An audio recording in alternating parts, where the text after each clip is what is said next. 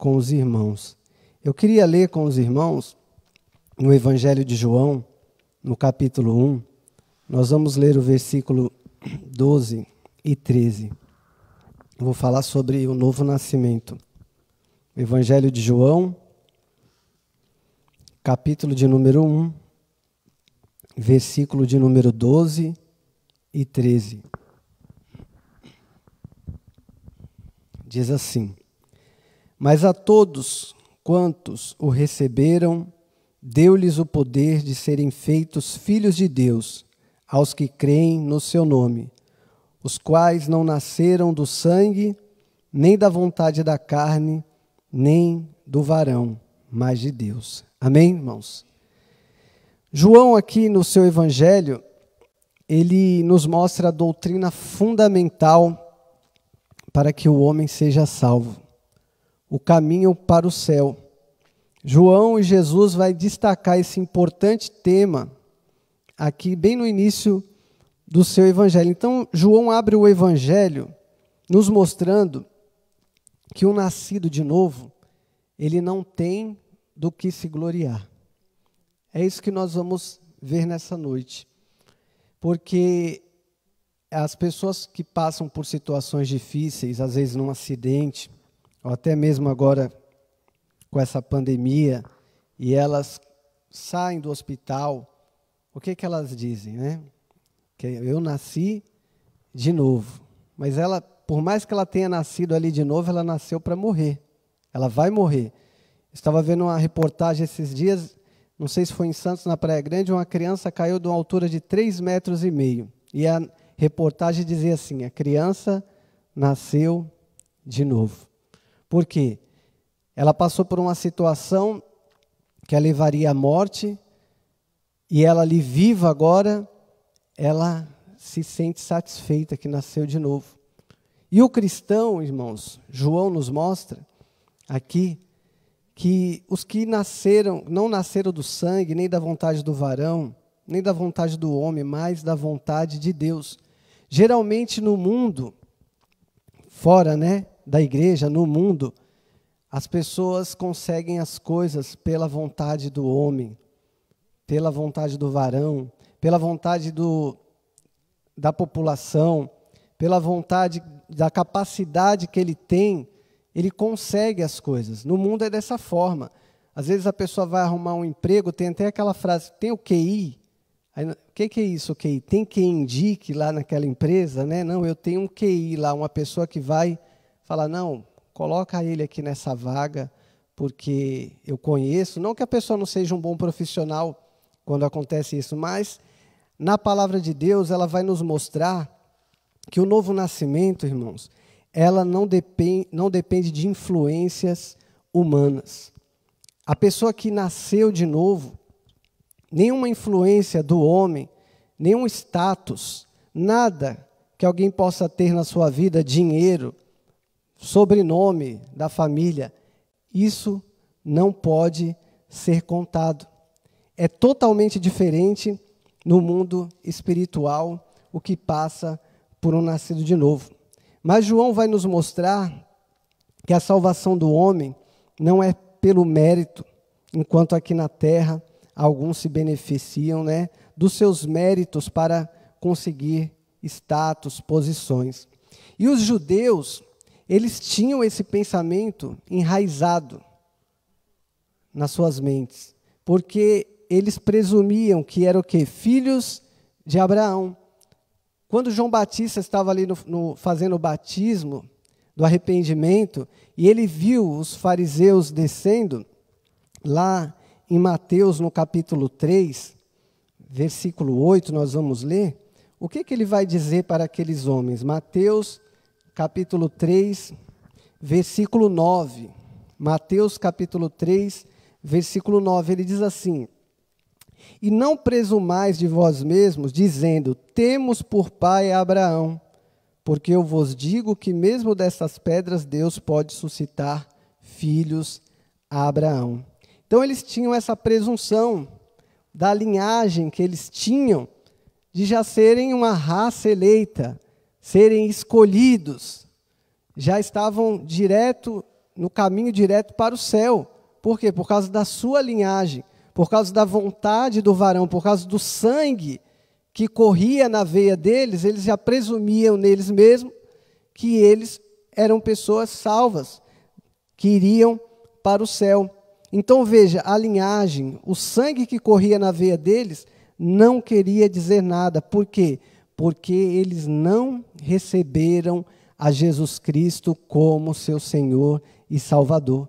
Como nós lemos aqui no 12, mas a todos quanto receberam, deu-lhes o poder para serem feitos filhos de Deus ao que creem no seu nome. Porque o versículo 11 diz, veio para o que era seu e os seus não receberam. Os judeus não receberam ao Senhor Jesus, e Jesus veio para eles, porque ali na passagem de Mateus 15, 24, da mulher cananeia, que ela suplicava pela sua filha, o que Jesus falou? Que ele foi enviado a não ser para as ovelhas perdidas de Israel. Jesus veio para os judeus, mas eles não receberam. E nós, irmãos, né? Os judeus não receberam, mas nós, que somos gentios, que pela sua misericórdia e graça recebemos a salvação. Por que nós temos que tomar esse cuidado, irmãos? Porque eu imagino que isso passa na vida de todo cristão, na minha e na sua. Precisa haver uma vigilância da nossa parte para nós não entrarmos num legalismo religioso, para nós não começar a olhar para nós mesmos e nos achar capazes pela nossa salvação. Isso é uma tentação na vida do cristão. E nós podemos dizer, algumas pessoas sentem, olha, eu sou salvo pelo tempo de crente que eu sou. Às vezes a gente olha para um irmão que tem 1 ano e meio de fé, e nós podemos olhar para ele, ou para um jovem que está iniciando o trabalho, e nos sentir mais salvos do que ele, porque nós já estamos há não sei quantos anos. Aí eu já tenho tanto tempo de crente, quanto tempo eu já trabalhei na obra? Será que isso conta para a salvação do homem? Ou eu nasci no Evangelho, ou eu tenho a aprovação dos homens, ou a minha vida é uma vida ilibada, ninguém pode falar nada da minha vida. Será que tudo isso, irmãos, conta para a salvação da nossa alma? Será que quando nós nos apresentarmos na presença do Senhor Jesus, será que é isso que vai valer naquele dia para a salvação das nossas almas? Então ele diz aqui, não nasceram do sangue. Do sangue quer dizer o quê? Não nasceram dos rituais. Não foi um ritual que você foi inserido, nem da vontade da carne, nem da vontade do homem, mas da vontade de Deus. Porque se nós imaginarmos que somos salvos por méritos, irmãos, é justamente isso que a falsa religião faz. O falso moralismo, a falsa autojustiça, faz a pessoa achar que foi introduzida no meio religioso e por ela cumprir alguns preceitos religiosos, ela se sentir salva. Por isso que nós temos que tomar cuidado no que se diz na liturgia da igreja, né? Porque tem pessoas, por exemplo, irmãos que vieram da Congregação Cristã do Brasil. Quando eles vêm, principalmente os irmãos da congregação, eles sofrem muito porque a liturgia que foi enraizada no coração dele naquele lugar, para ele se define em salvação aquilo ali. Se não cumprir aquela liturgia, aquilo ali não é culto. Vamos supor que o pastor fale, hoje vai ter a mensagem primeiro e os louvores só no final. Tem gente que pode até se escandalizar. Fala, mas mudou tudo. Tinha que ser assim, desse jeito. Então, a falso moralismo, a autojustiça, a religiosidade, os rituais, colocam na cabeça do homem que ele pode ser salvo por causa disso. E a palavra de Deus vai nos mostrar que não. Porque as seitas estão assim, milhares e milhares de pessoas condenadas ao inferno, achando porque cumpriram preceitos religiosos, eles estão salvos. E nessa de cumprir preceitos religiosos, cumprir a lei, se achar autossuficiente para a salvação, ser um moralista, falar assim, olha, eu cito milhares de versículos de uma só vez, conhecer a Bíblia de ponta a ponta, mas não cumpri-la. Porque Jesus vai dizer para os fariseus, lá em Mateus 23:15, ele diz assim, ai de vós, escribas e fariseus, porque percorreis o céu, a terra e o mar para fazer um prosélito. E depois de fazê-lo, vocês tornam ele filho do inferno 2 vezes mais. O que Jesus estava querendo dizer? Aquele ímpio, que nem conhecia a minha palavra, você introduz ele numa religiosidade, numa autojustiça, ele se torna 2 vezes mais condenado ao inferno, porque ele acha que por ele guardar a lei, por ele ter justiça própria, como aquele homem, o fariseu que chegou, e o publicano, aquela oração. O que o fariseu batia no peito, né? Ó Deus, eu te agradeço, que eu não sou como esses homens pecadores. Eu jejuo, eu dou dízimo. E ele foi falando ali os seus méritos. Mas o publicano, o que ele fazia? Ele batia no peito e pedia o quê? Tem misericórdia de mim. Ele reconhecia o seu estado. E se você que está aqui nos ouvindo nessa noite, nos ouvindo por essa live, se você se enquadra nesses pontos para dizer que você é salvo, eu sinto lhe dizer que você está perdido. Se a sua salvação é baseada nos seus méritos próprios, se a sua salvação é baseada em você olhar para você mesmo e achar aquilo que você já fez pelo Evangelho, a forma que você vive ou viveu, é tudo isso que conta para a sua salvação, nós vamos entender que o cristão, ele produz boas obras, ele produz bons frutos, mas isso é porque, como nós sabemos, é porque ele é salvo. Porque lá em Efésios, no capítulo 2, versículo 8, diz o quê? Que a salvação, né, não veio o quê? Das obras, para que ninguém se glorie. Para que ninguém chegue naquele dia na presença de Deus e bata no peito, ó Senhor, eu fui salvo porque eu fiz isso. Quando nós chegarmos no céu, irmãos, na nossa roupa celestial, nem um botãozinho da roupa a gente vai poder dizer, não, esse aqui, pelo menos esse botão aqui da roupa celestial foi meu mérito. Não. Toda aquela roupa alva, branca, os méritos é do Senhor Jesus Cristo. Então, irmãos, a salvação, ela não depende de nós, não depende do nosso merecimento, mas como nós sabemos, ela depende do sacrifício de Cristo na cruz do Calvário. Ela depende de o homem ser alcançado por essa graça, aceitar essa graça, entender essa graça, entender a sua condição de pecador, de imerecedor da graça de Deus e depositar todos os créditos da sua salvação na pessoa de Jesus Cristo. Essa é a salvação. A gente conversa com pessoas que estão há muito tempo na igreja e você se assusta, você pergunta, por que você é salvo? E ela fala, eu sou salvo porque eu nasci na igreja, eu sou salvo por causa disso. A pessoa está sentada ouvindo a mensagem cristocêntrica há anos, mas parece que a mensagem nunca entrou na mente dela. Certa vez, tinha uns jovens em São Vicente, uns adolescentes, filho de uma irmã, e eu via, na fisionomia de dois ali, que já eram maiores, um peso, quando eu estava falando sobre salvação. E eu falei para eles assim, vocês sabem o que é a salvação?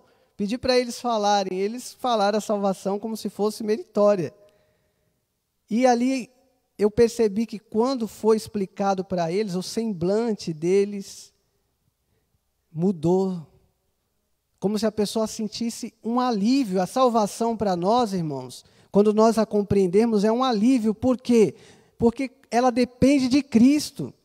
Se ela dependesse de nós, nós estaríamos desesperados. Nós não conseguíamos cumprir nada. Todas as nossas atitudes, elas são manchadas.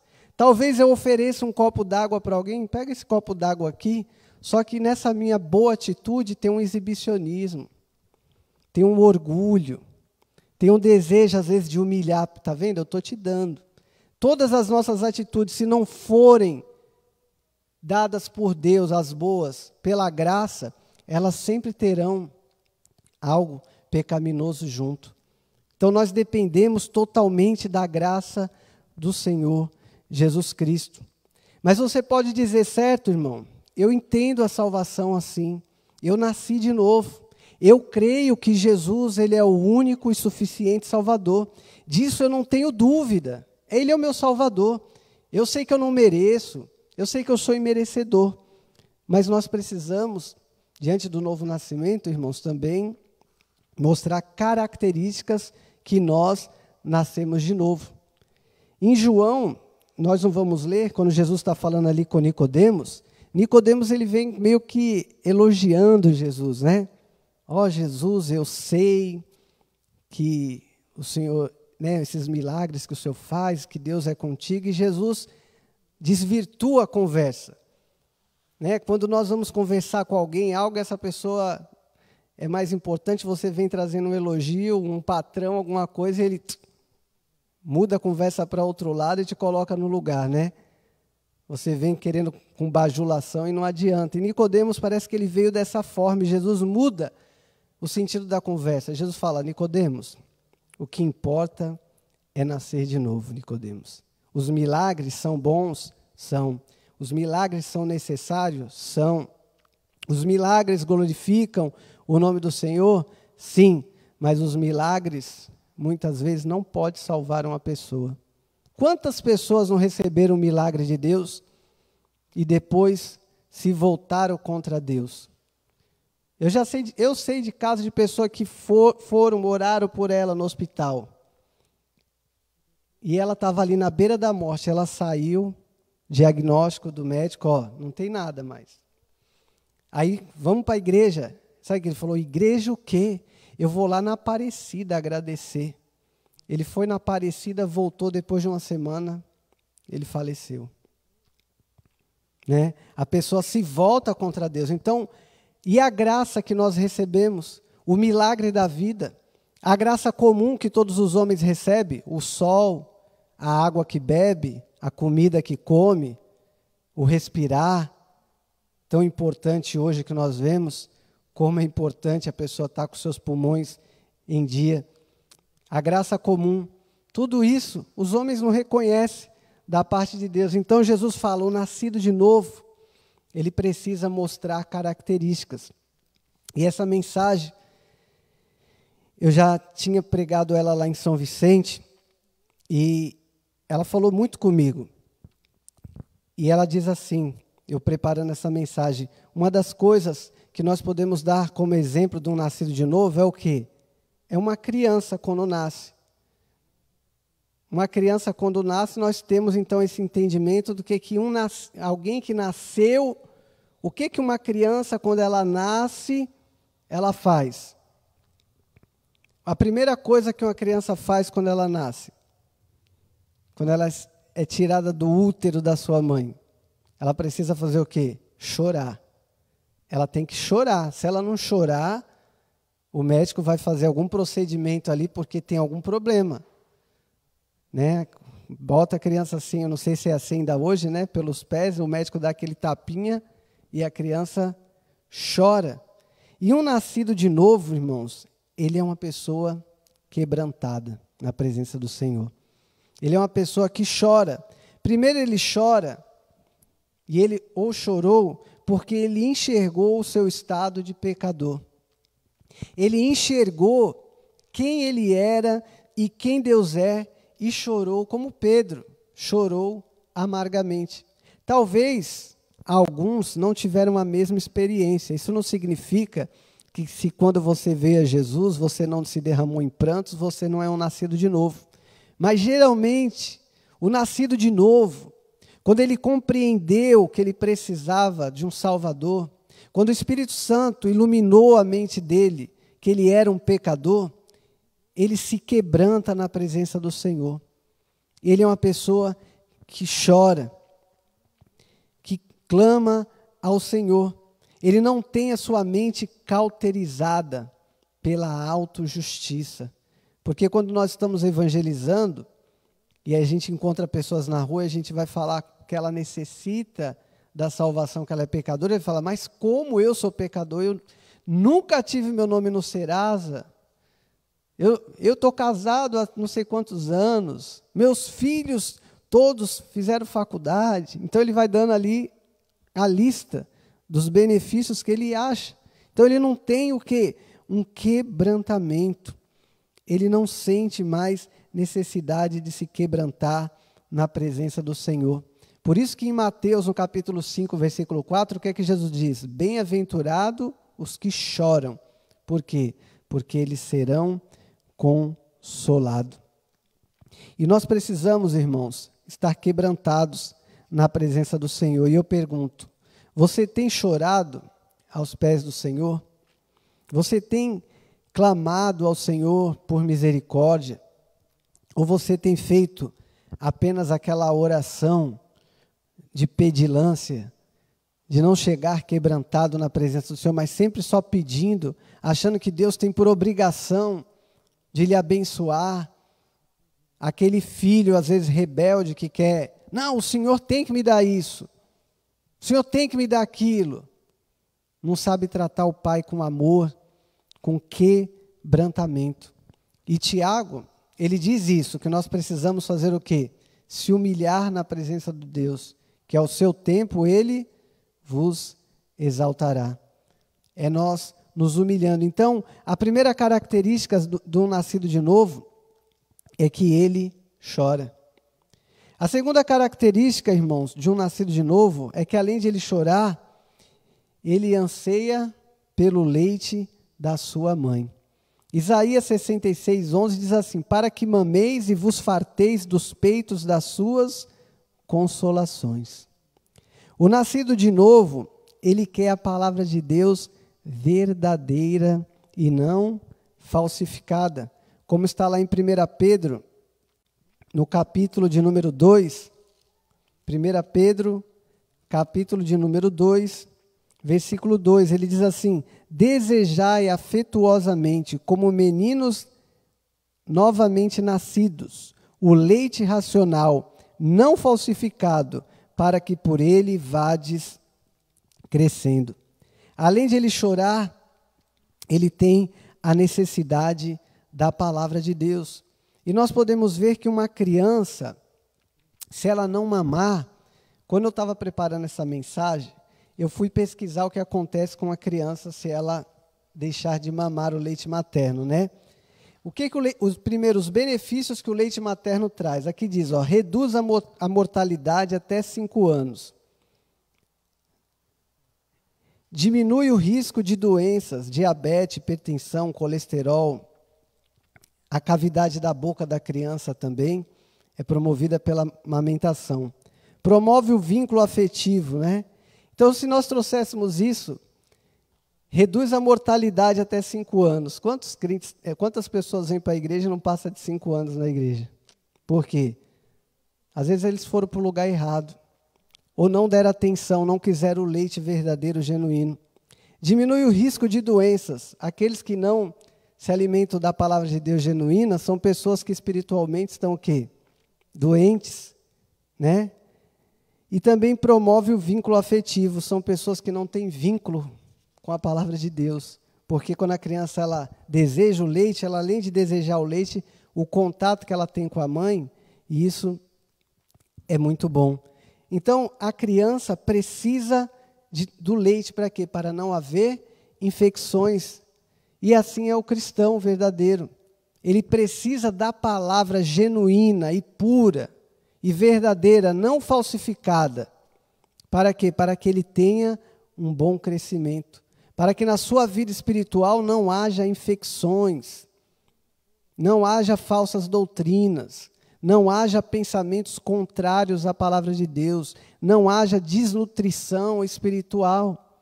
E como é que nós conseguimos isso? Através de vir ao culto, ouvir a palavra de Deus, através da meditação com piedade, orando, pedindo a Deus discernimento e aplicação das Escrituras. Quando perguntaram para Dray Lima Moody qual é a melhor tradução da Bíblia, Moody falou assim: é você. A melhor tradução da Bíblia é você. É como? Você vivendo ela e andando, como ela diz, as pessoas vão olhar você cumprindo a palavra de Deus e o seu testemunho vai servir para que outros venham a Cristo. A melhor tradução da Bíblia somos nós. E também a falta do leite materno, irmãos, o que é que ele traz para a criança? O óbito. Um irmão agora,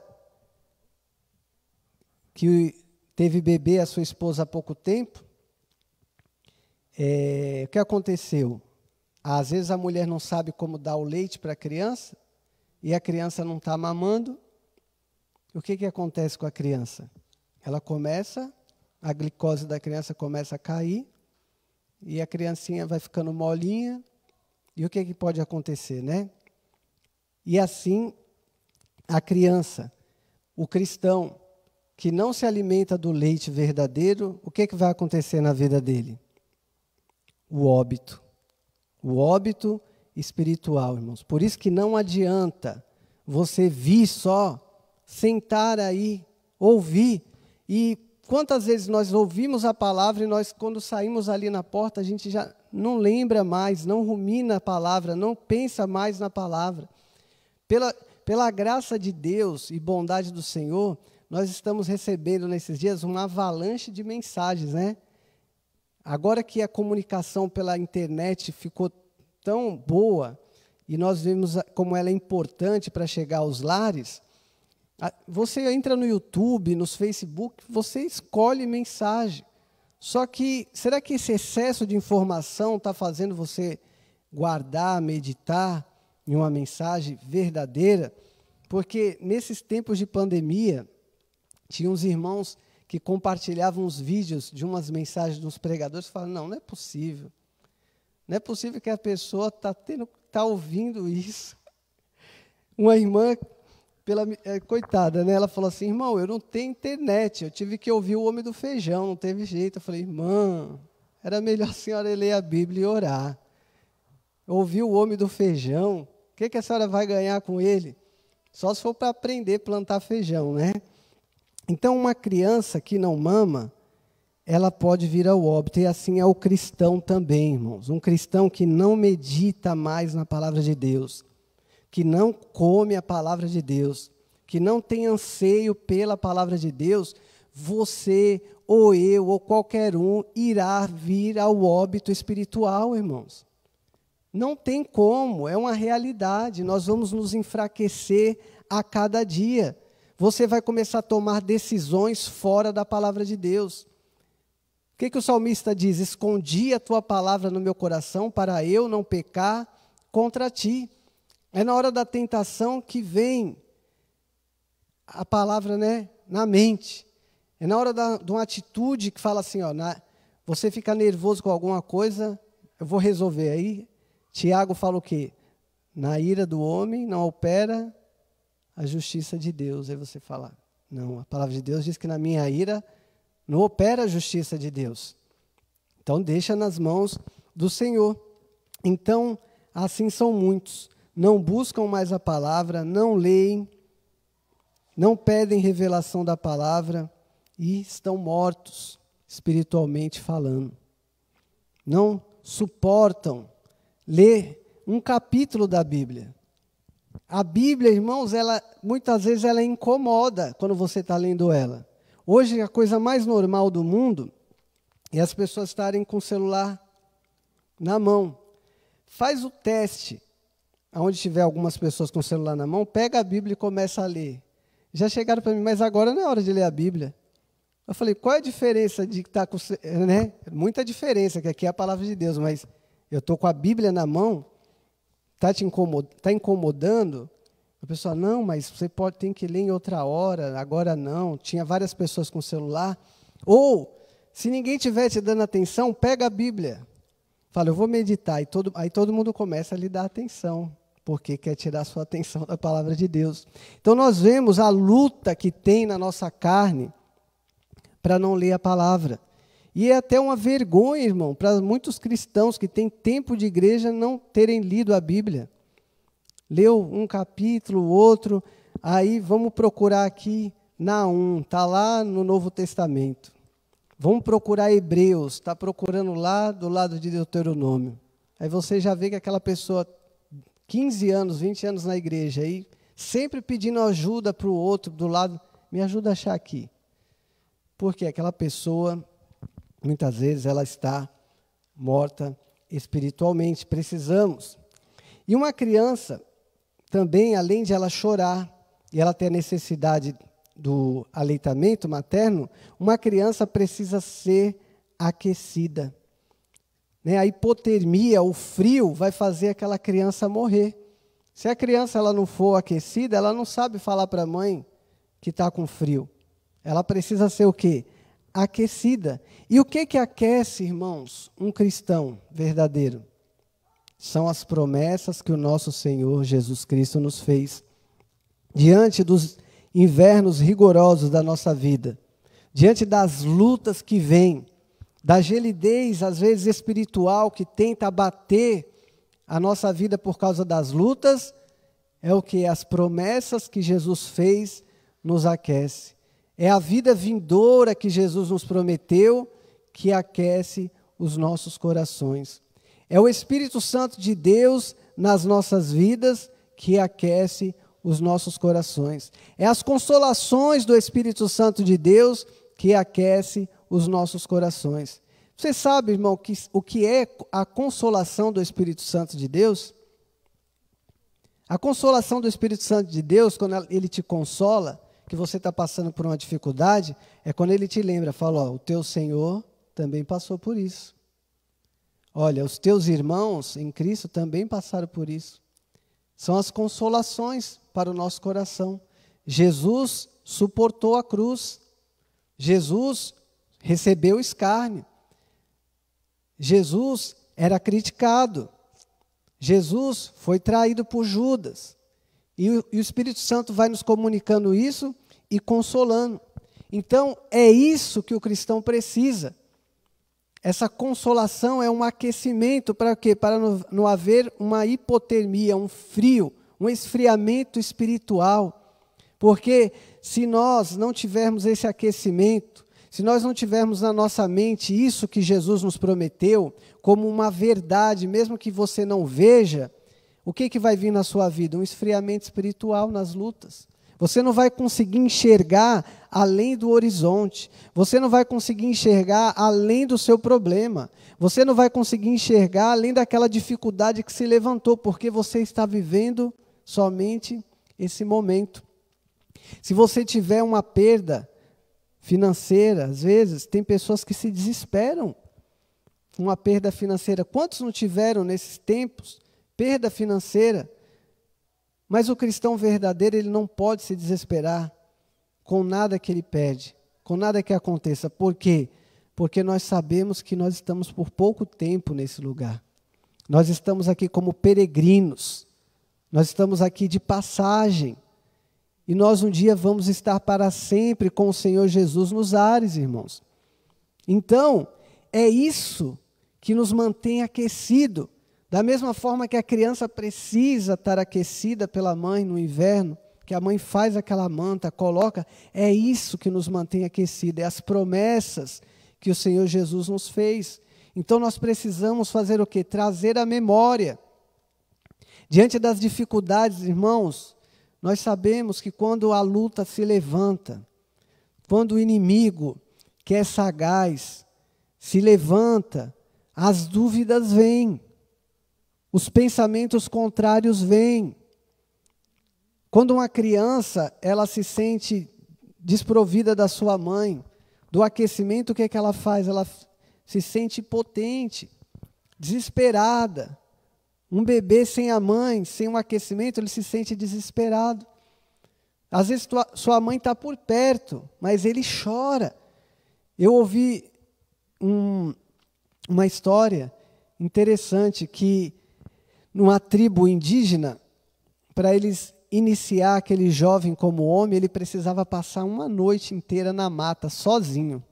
O seu pai ia lá, ele já com 12 anos, deixava ele no meio da mata, no coração da mata, ali quase anoitecendo, e ele ia embora e tinha que ficar a noite toda ali naquele lugar sozinho, sem sair do lugar. Essa era a prova para ele se tornar um homem. E aquele pai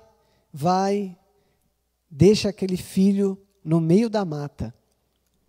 E ele deixa aquele filho, já está anoitecendo, ele dá as costas e vai embora. E aquela criança fica ali naquela mata à noite, sem luz, sem nada, escuridão total. O barulho dos bichos, cada barulho de folha que fazia. Cada bicho que passava voando, era um medo, era um terror. E a noite parecia que não passava. E ele desesperado, já querendo sair dali, não tinha como por causa da escuridão. Mas quando amanheceu o dia, que o sol começou a raiar e ele olhou para a sua frente, quem estava na frente dele? O pai dele. O pai dele estava a todo momento ali com ele. Só que eles não contavam isso de um filho para o outro. Então, em nenhum momento, aquela noite, ele estava sozinho. O pai dele estava ali junto com ele, protegendo ele, sem ele saber. E assim é conosco, irmãos. O Senhor está conosco todos os dias da nossa vida. Mesmo que você não sinta um arrepio, né? Mesmo que você não caia no espírito, como alguns dizem que tem que cair, mesmo que você não sinta nada, você tem que crer, porque nós não andamos por vista, mas nós andamos por fé. O Senhor Jesus está conosco todos os dias, irmãos. Ele falou: eis que estou convosco todos os dias até a consumação dos séculos. Então, uma criança precisa ser aquecida, e nós também. Uma criança, quando nasce, também ela vai trazer o quê? A semelhança dos seus pais. Ou vai sair mais parecido com a mãe, ou com o pai. Quando alguém olhar para aquela criança, conforme vai passando o tempo, fala: olha, aquela criança tem os traços do pai todinho. Ó, aquele filho nasceu mais com os traços da mãe. Ó, aquele filho nasceu, ou a filha nasceu mais com as características do pai.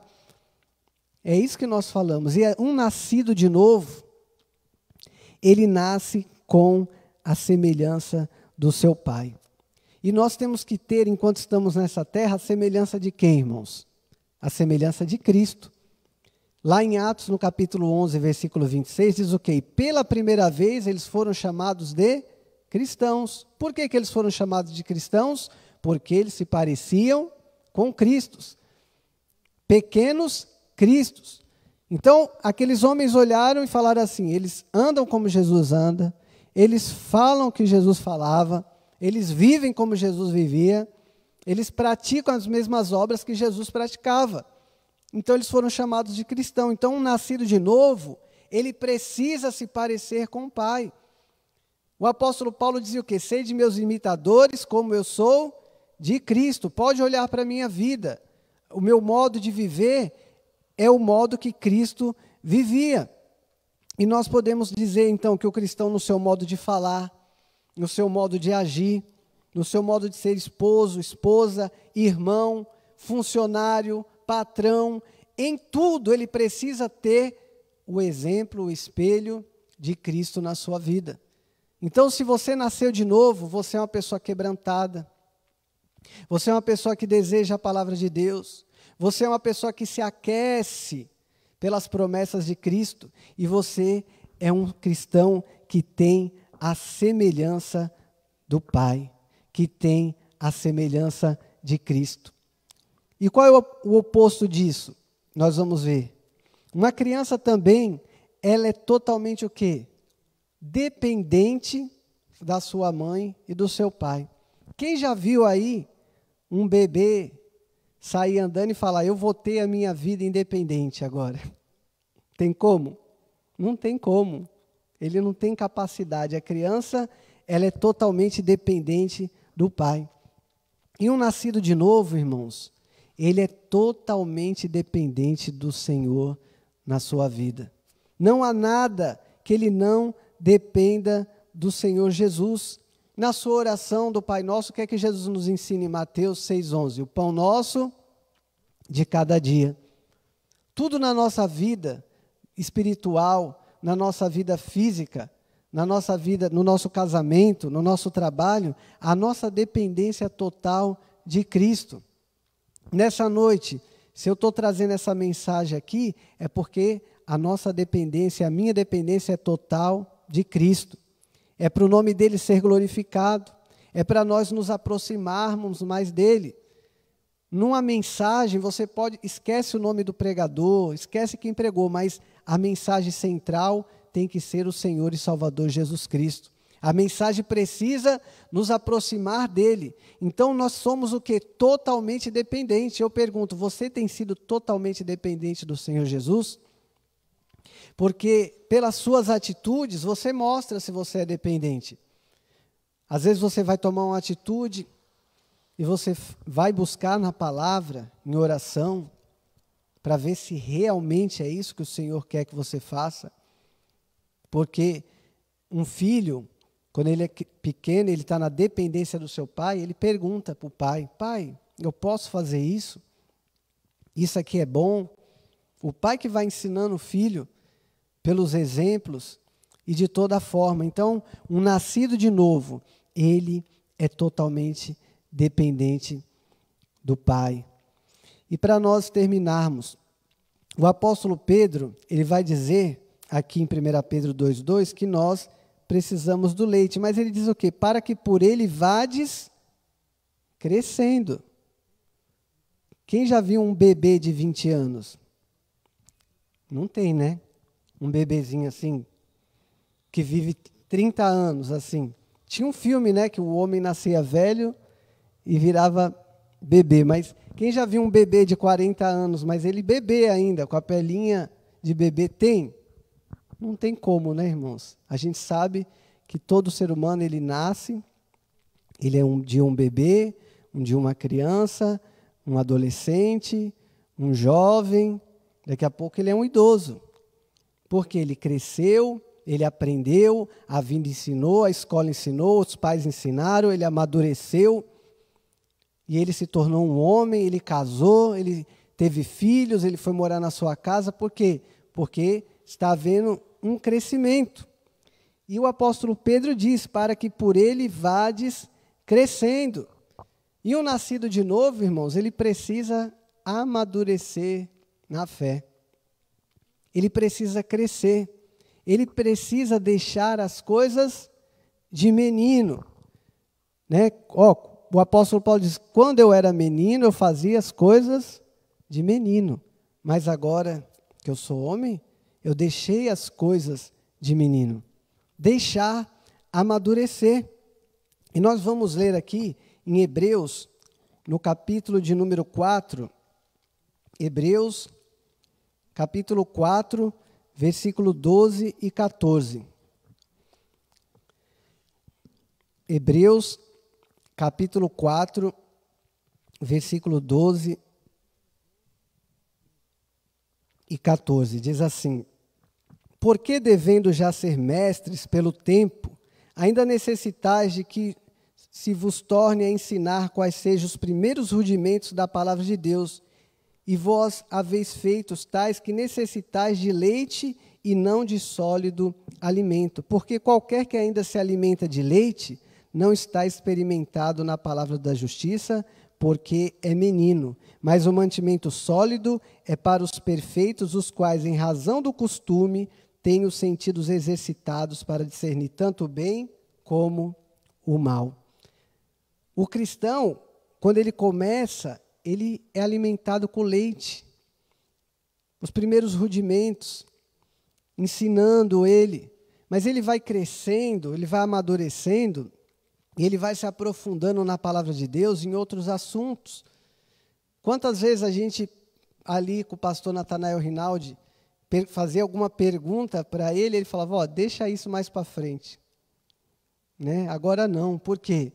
Porque ele via que a capacidade ali dos irmãos que estavam com ele, vocês estão começando agora, vocês já querem debater certos tipos de assuntos que não vai ser bom para vocês. Ninguém leva uma criança, um bebê num churrasco e dá um pedaço de carne na boca dele, que ela vai engasgar. A criança vai no churrasco, ela continua o quê? Tomando leite. Mas o cristão que nasceu de novo, que se alimentou do leite genuíno, da palavra de Deus, ele tem que amadurecer, irmãos. nós precisamos crescer espiritualmente. Nós precisamos parar de dar trabalho dentro da igreja. Né? A criança, ela é pequenininha, aí nós compreendemos. Até tem irmãos que vai assim na igreja, olha, eu não queria vir por causa do meu filho, tem 3, 4 anos, deixa ele. Os irmãos que são maduros na fé têm que compreender. Às vezes aquela criança, ela é hiperativa, ela vai andar, calma. Aí aquela criança faz 10, faz 12, aí ele tem 15, ele já fica sentado ali do lado da mãe. Por quê? Ele está amadurecendo, ele parou de dar trabalho. E assim é o nascido de novo, ele amadurece, ele cresce, ele se aprofunda na palavra de Deus. O apóstolo Pedro vai dizer lá na sua epístola também, antes crescei na graça e no conhecimento do nosso Senhor e Salvador Jesus Cristo. E é isso que um nascido de novo precisa, do crescimento espiritual. Porque se a criança ela não desenvolver, algum problema, os pais vão levar no médico, a criança precisa desenvolver. Ela apenas precisa do leite materno durante 6 meses. Depois ela precisa de um alimento mais sólido. E assim somos nós, irmãos. Então, o nascido de novo, ele é uma pessoa quebrantada na presença do Senhor. Ele ora, ele clama, ele chora. Ele anseia pelo leite, que é a palavra de Deus, no início da sua fé. Ele se mantém aquecido pelo Espírito Santo e pelas promessas do Senhor. Ele tem a semelhança com o Pai, porque ele vive segundo a palavra de Deus. Ele é totalmente dependente do Pai. E ele tem o seu crescimento se aprofundando mais e mais nas Escrituras e no conhecimento de Deus. Então, se nessa noite, você que ouviu essa mensagem, sente, fala, Senhor, talvez eu não compreendi ainda o novo nascimento, eu achei que tivesse nascido e não nasci. Ainda é tempo, porque Jesus falou, é necessário nascer de novo. Mas Jesus não falou em qual tempo, olha, só dá para nascer de novo enquanto ainda é jovem. Não, qualquer pessoa de qualquer idade, em qualquer tempo, em qualquer lugar que você estiver ouvindo essa mensagem, você pode se chegar ao Senhor e falar, Senhor, eu quero nascer de novo. E o Espírito Santo de Deus fará essa obra no seu coração. Amém? Que Deus abençoe a vida dos irmãos.